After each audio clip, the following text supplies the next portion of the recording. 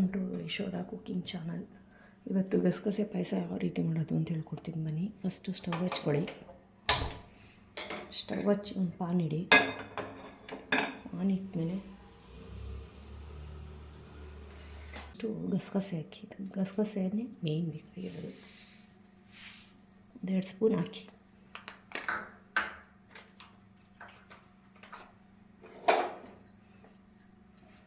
ಚೆನ್ನಾಗಿ ಹುರ್ಕೊಳ್ಳಿ. ಅದು ಚಟಪಟ ಅಂತ ಸೌಂಡ್ ಬರಬೇಕು, ಅಲ್ಲಿವರೆಗೂ ಹುರ್ಕೊಳ್ಳಿ.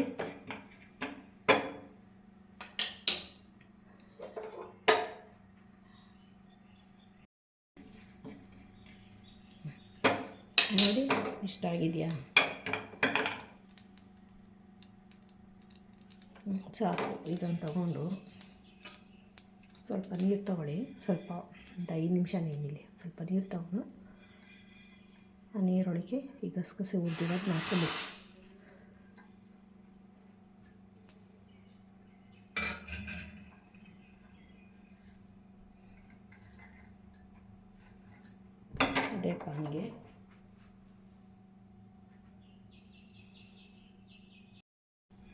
ಅದೇ ಪಾನಿಗೆ ಸ್ವಲ್ಪ ಅಕ್ಕಿ ಹಾಕ್ಕೊಂಡು ಹುರಿತಾ ಇದೆ ನೋಡಿ.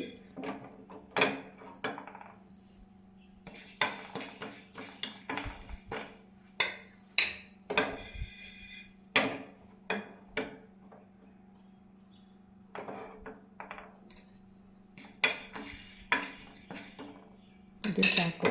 ಇಷ್ಟ ಆದರೆ ಇದನ್ನು ಅದೇ ಬಟ್ಲು ನೀರಲ್ಲಿ ಇಟ್ಕೊಂಡಿದ್ವಲ್ಲ, ಗಸಗಸೆ ಹಾಕಿದ್ವಲ್ಲ, ಅದೇ ಬಟ್ಲಿಗೆ ಹಾಕೋಣ.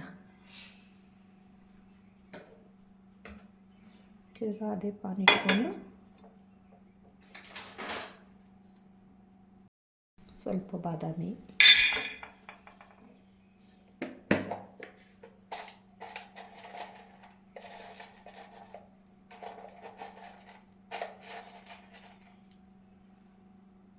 ನಾಲ್ಕು ಏಲಕ್ಕಿಕಾಯಿ ಇದನ್ನು ಹಾಕೊಂಡು ಸ್ವಲ್ಪ ಹುರಿಯೋದು.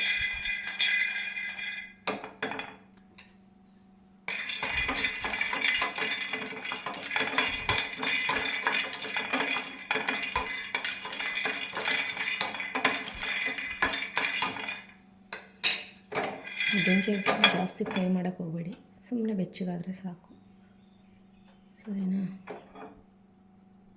ಇದನ್ನು ಎತ್ತಿಟ್ಕೊಂಡು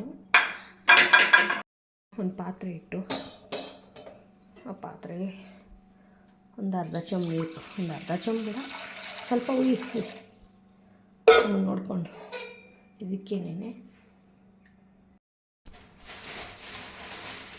ಸಪ್ಪೆ ಇಟ್ಟಿದ್ದೀನಿ, ಅದಕ್ಕೆ ಬೆಲ್ಲ ಹಾಕೋಣ.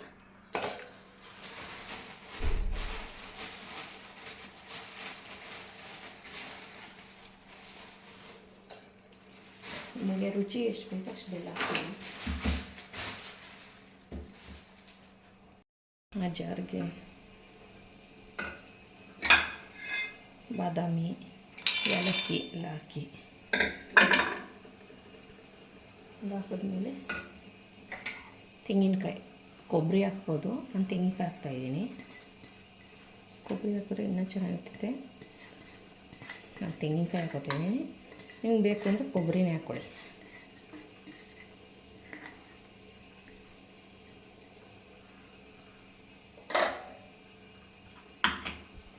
ಅದಕ್ಕೇ ಗಸಗಸೆ ಅಕ್ಕಿ ನೀನು ಹಾಕಿದ್ವಲ್ಲ ಅದನ್ನು ಹಾಕಿ. ಅದನ್ನು ಹಾಕಿ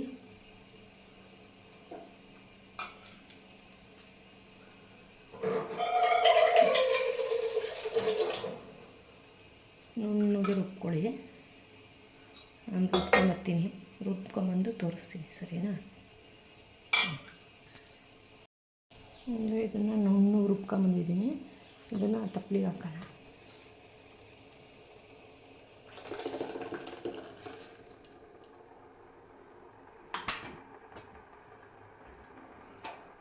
ನಿಮಗೆ ಗಟ್ಟಿಗೆ ಬೇಕಾ ತೆಳ್ಳಗೆ ಬೇಕಾ ಅದು ನೋಡ್ಕೊಳ್ಳಿ, ಅಳತೆ ನೋಡ್ಕೊಂಡು ಮಾಡ್ಕೊಳ್ಳಿ.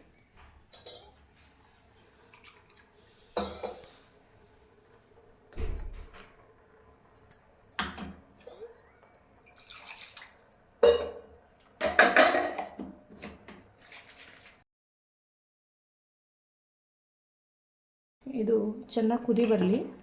ಆಮೇಲೆ ಆಯಿತು, ಒಂದು 10 ನಿಮಿಷ ಕುದಿಸ್ಬಿಟ್ಟು ಆಮೇಲೆ ಇಳಿಸ್ಬಿಡಿ. ಆಯ್ತು ಪಾಯಸ. ಸರಿನಾ? Thank you.